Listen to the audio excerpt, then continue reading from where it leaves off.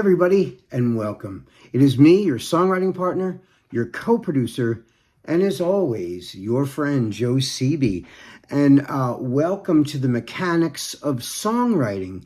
In this class, we look at songs that are on Billboard charts or just new songs that we hear in our radar.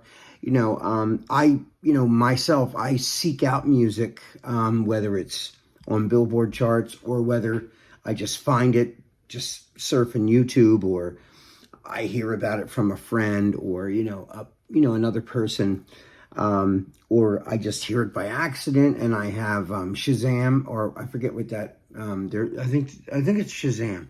If you hold up your phone and hit Shazam, it'll tell you what the name of the song is.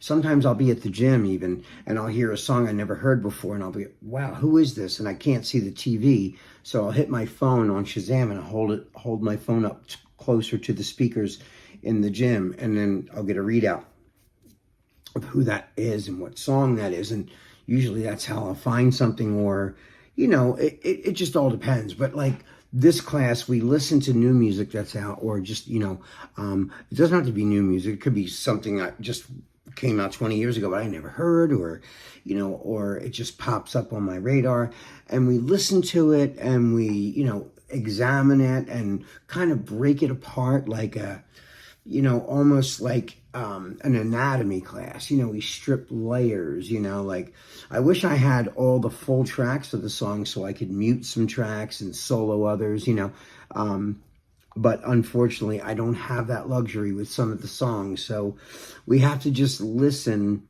and, just isolate each part every time you listen to it. Over the years, I've gotten pretty good at that, just listening to music and then listening to it several times for that reason alone. The first time I listened to it as a whole, and then I listened to it again, and this time I isolate the lyrics, and then the next time I listen to it, I isolate the melody with the lyrics. And then I'll isolate the ambience, like the reverbs and the delays and just the effects they're using in a song. And then I'll listen to the instrumentation and the production elements. So every time I listen to it, my ears are honing in on a different thing each time I do that. Years ago, like when you bought an album, like when I was a kid, when we bought records, that was an experience and it was an event. Like you went home with the record, you unwrapped the plastic off of it, you pulled out the inner sleeve, it had all the lyrics, you'd put the record on. I wouldn't answer the phone. This was my event. I was going to get inside the album. So what would I do? I'd grab some of these, put it on, and just jump and dive into the song.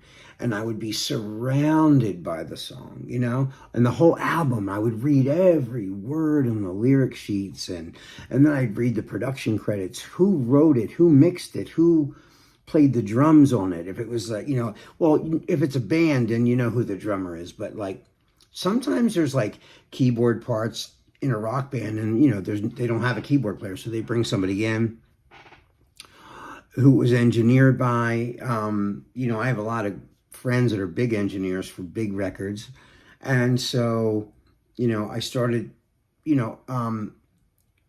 Once I knew all the roles of what people do on records, I really got seriously wanting to know more about, how to produce, how to engineer, what happens in a recording studio. But right now, the song that I picked tonight is a song, the newest song by Miley Cyrus. It's called Flowers. And I heard a dear friend of mine, Samantha Blanchard, she had made a post about the song saying how epic it was and how wonderful of a song it is. And she's an amazing songwriter and singer, and in her own right, and a producer, engineer. She can do it all.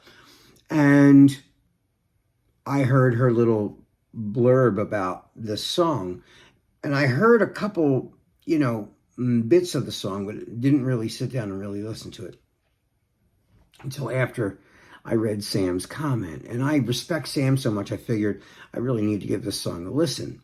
And I liked what I heard, even sporadically, hearing little bits and pieces of it as I'm doing my thing.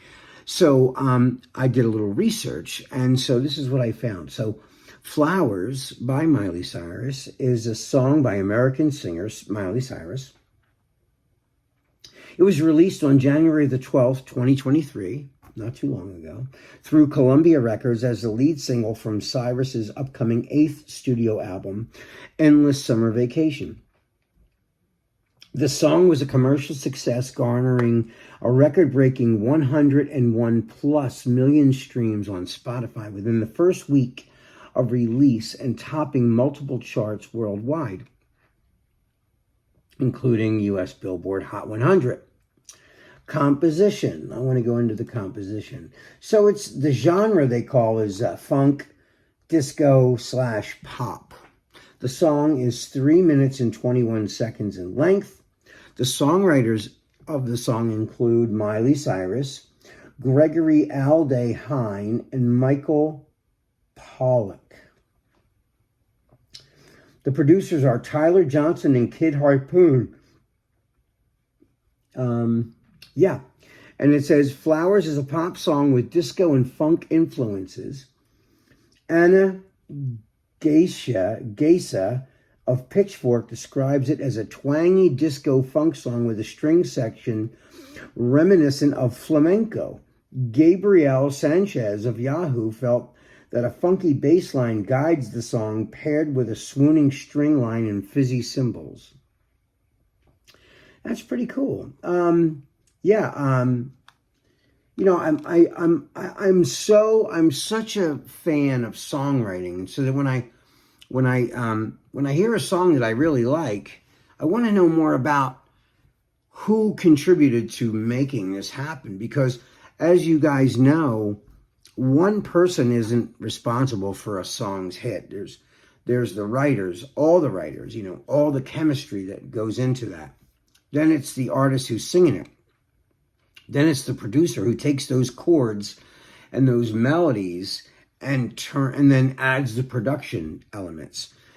A song could be written on piano. It doesn't necessarily mean it's going to be a piano song in the end.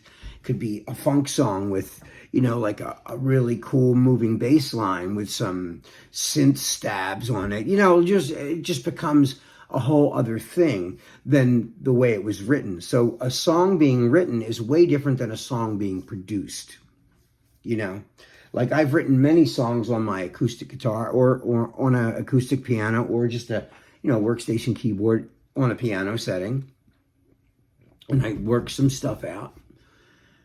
And then the person that I'm writing the song for or with says, oh, I want this to be a little more funky, not just so straight ahead with piano and, drums. I want it to be like, they tell me, like, think of this song. Like, they'll give me an example song that they heard it produced like. So you listen to that song and to get the ideas of production elements, even though it has nothing to do with your song, but you just listen to the production elements, and that person who you're writing the song for says, yeah, that's more the way I want that song to go. All right, so I get that. So I'm really a fan of, all these things, how we get to, how it starts out, like I tell you guys all the time, from intellectual property to a product that you can sell or put out as an MP3 or put on iTunes or Pandora or any one of these music platforms. But anyway, getting to the song. So without further ado, I am going to play you now. This is Miley Cyrus's song, Flowers. I hope you enjoy it. We were good, we were gold, kind of dream that can't be sold. We were right till we weren't, built a home and watched it burn.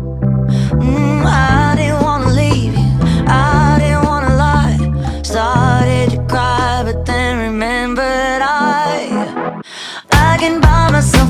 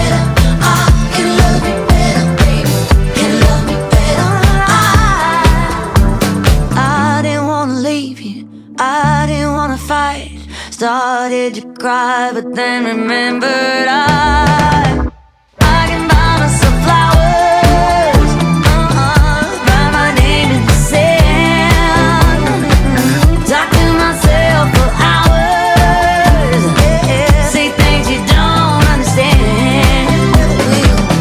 I can take myself dancing, yeah, I can hold the morning, yeah, I can love me better than, yeah, I can love me better than you can.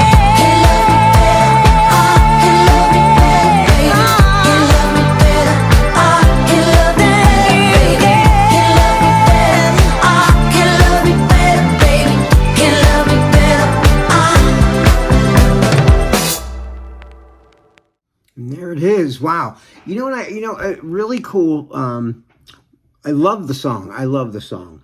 I love the Leslie speaker sound with the tremolo guitar. Like, it's almost sounds like it's going through a Leslie cabinet. A Leslie is a keyboard that had a speaker that used to spin around inside the cabinet, and it creates that whirly sound. And there's a pedal for guitar that does that automatically. You don't need a speaker that spins around anymore. And in the verses, they had that Leslie sound in the guitar part, which is like, it's almost like a tremolo, a pedal effect, but there's a lot of like over chorusing too, which is another effect. If you don't play guitar, you won't really understand what I'm saying. But anyway, I love the record crackle in the beginning too, and in the end as well. They had the record crackle. They just put that little. It gives it that older, dated kind of vibe, like an old school record. I love that. I love when they add the elements of that. I love the chorus. I love the empowerment. Like, I can buy myself flowers. You don't need to buy me flowers. Like, I don't need you. I love the lyrics. The production's fantastic. The bass line really does lead the thing. And it's simple. It's not complicated. It's just very simple. Production is just pure and simple. It's clean. It's not like a song with a lot of jumps and starts and stops. It's just really, there is a couple pauses of quiet before the chorus comes in. And I love all those kind of elements too. Yeah, overall, A+, man. I love this song. I hope you guys enjoy this song. And I know there's a couple people that are huge Miley fans that are part of PASW. And I know they'll get a kick out of this, highlight tonight. A tip of the hat to Miley Cyrus and her new single, Flowers. I hope you enjoyed it, guys. Anyway, that is all the time that we have. This is your songwriting partner, your co-producer, and as always, your friend Joe Seavey signing off. I love you guys. Be safe, and I will see you on the next episode. All right, guys. Peace.